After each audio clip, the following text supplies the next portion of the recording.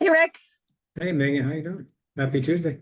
happy Tuesday. I'm here on a Tuesday and ready to talk about real estate stuff. Sounds good to me. Always up for that. I know. Part of knowing what you're doing in real estate, whether it's loans or selling houses, you Hmm. should know who your customers are, right? You know You that, should. as a listing agent, when you look at a house, you will usually know who's going to buy that house and Hmm. what their situation is going to be. And I'm sure you run into the same thing. So right now we're going to talk about today two types of buyers. We're going to talk about millennial buyers and what are they looking Hmm. for, and we're going to talk Hmm. about Gen Z. Okay, and what are they looking Gotcha. for? Now I'm Gen Hmm. X, What am I? so I'm not sure.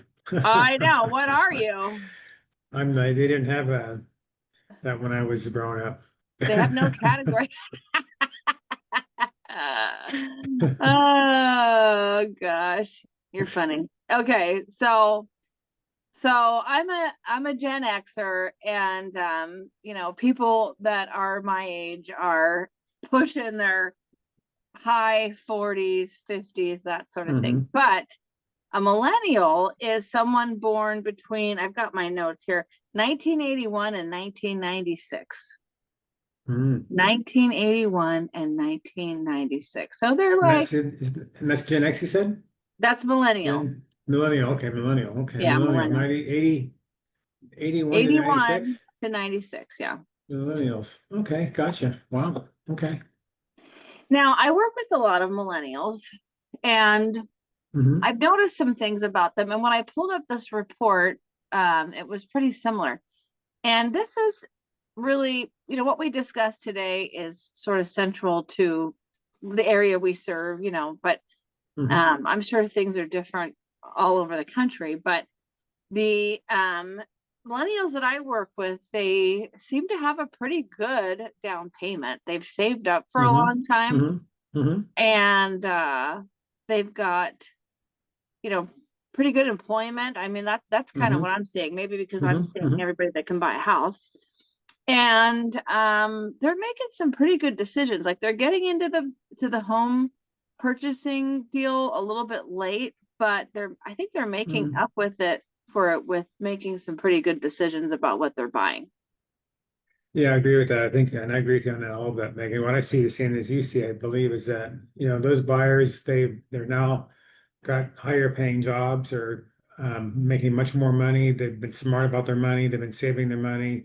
They have younger families still, at some level, but they've been smart. They've been really intentional, is what I should say, right? Yeah. And so they have the bigger down payments because they have that idea of how to save and how to buy a house. And so yeah, they're buying later in life, but overall they're really, really well qualified, high quality, ready to go buyers. Yeah. It seems like those millennial buyers that they have seemed to skip the first house and they've gone on to the Hmm. second house. The bigger house, right? Yeah. You know how you usually buy a house that you're not like that thrilled with for your first house, Hmm. but it Hmm. seems like they go right into something a little more More longer substantial. term. Yeah. Yeah. And Yeah. you mentioned that some of them have families and some of them don't have families and they have Hmm. dogs. And so that came Hmm. up in Hmm. the information that, they're looking for homes with yards and a good safe neighborhood for them to walk their dog. And I think Yeah. Fair that enough. sounds great too. It's good because when people are out walking their dog, they're talking to Yeah. neighbors, and yeah, It's good it's a good, community. yeah, it's a good quality of life. Um, and let me see here. It says here, millennials prioritize properties with strong investment potential and resale value. I think that's definitely on their minds, especially now that Yeah. you can build an ADU almost anywhere. That's definitely comes up on a regular basis. So, Yeah, I'm seeing that a um, lot. Yeah. yeah, yeah. So now let's get to the Gen Z. So Gen Hmm. Z Hmm. are born roughly between 97 and 2012.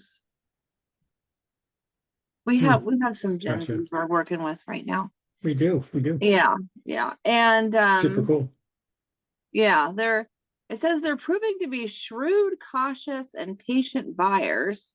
Mm-hmm. Um, it says they're willing to explore less traditional markets. I see that. I see that. Mm-hmm. Mm-hmm. Not necessarily here in Orange County. I think I see a lot of the Gen Zs that they get down payment help from their Parents, family. parentals. Yeah. Yeah. And that they too, I think because of the housing costs overall are looking at houses that you can do an ADU, you can split in half, make it a duplex, something a little Renovate. more. And let's see. Yeah, that's yeah, down payment assistance programs, which is really not very many of those. So anyway, either way, I haven't seen either one of these groups thrilled necessarily to buy fixer-uppers. I've noticed that, since housing prices are so high and they have to consider that they have to make a pretty significant down payment. So that ties up their cash Mm-hmm. and their Mm-hmm. closing costs. So they don't have Mm-hmm. a lot of money left over to make repairs that will even just make the property livable. So I Mm-hmm. think in response to that, that sellers should spend a little extra money because a seller's going to make a whole bunch of money when the house closes escrow, right? Typically. But Mm-hmm. the buyer is like going to be cash poor when the house closes Mm-hmm. escrow. So it would behoove a seller to hire a painter, and a gardener and get things really spiffied up because I think these two groups of buyers, the idea of buying something that they can move into and the closest you can make it, move-inable. And even if you put some real nice appeal on things like, nice Mm-hmm. bathrooms and kitchens and that sort of thing, Mm-hmm. I think they'll pay top dollar to just not even have to Yeah, mess I around with agree. it. Yeah. Yeah, I agree. Yeah, I agree. I think part of that too, Megan, if you look at that type of a buyer, they're also interested in the lifestyle, right? And their lifestyle is not necessarily home fixing. The lifestyle is neighborhood, community, local shopping, restaurants, outdoor life.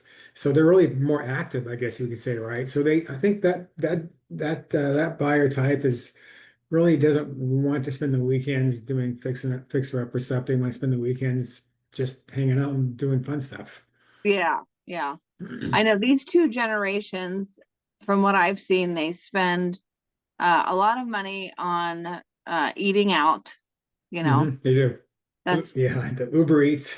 yeah, that's I tell a you, my kids are in that age group, and I've never once had Uber Eats. So my son did Uber Eats probably 4 times a week. And I'm yeah. like, why would you do that? That's what they do. That's their lifestyle. Yeah, yeah. They're okay with Yeah, it. I remember my grandparents partially raised me, and we never went out to eat ever, ever, No, I ever. never did growing up. They Ever. had my grandparents lived next to the Cherry Hill Mall, which is right outside of Philadelphia. Hmm. And it was a big booming mall. And that's when the malls were like the The thing, big right? deal. Like if you were a pop star, you'd go on a mall tour, right? Yeah, right. Yeah. So my grandma would take me to the mall. I think she would take me on Fridays. And there was a McDonald's in the mall, and we'd get a Happy Meal. And it was like the biggest deal on the That was a planet. big deal. Yeah, I remember those days. Yeah. Well, Yeah. in my world, my mom did grocery shopping on Friday after school. Yeah. And so we would go grocery shopping and then after shopping go to McDonald's. And that was totally fun. I mean, it was the only Oh, night that we actually ate out. And we yeah. actually ate in the car in those days because in those days McDonald's Mm. had no inside eating. They Right. just order at the counter and sit outside. Oh, So we ate in the wow. car. Yeah. Yeah. Huh. That was fun though. Yeah. Yeah. It was like an adventure. Well, not anymore. Hmm. These people are eating out all the time. I mean, you see Yeah, the bank right. statements for people applying. It's like, oh my gosh, they're spending, I know. $1,500 a month on eating out, but Yeah, that and it's that just that and how it is. I Uber think drivers. I think the 2020 pandemic really made that grow a lot, get people real comfortable with Yeah, ordering that was food a and having it major delivered. shift. Yeah. No doubt about it. Yeah. And that's what these generations are influenced by, you know?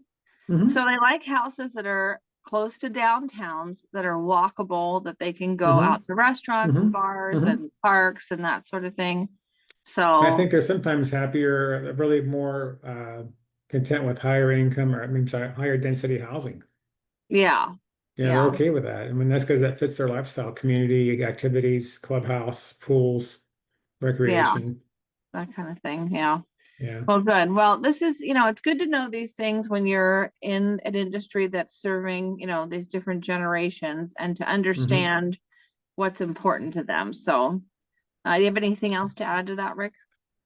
No, I think that's a great it's kind of an eye opener because we don't really think in those terms sometimes, but you're right that those age groups have very different interests and different approaches to home buying and home ownership.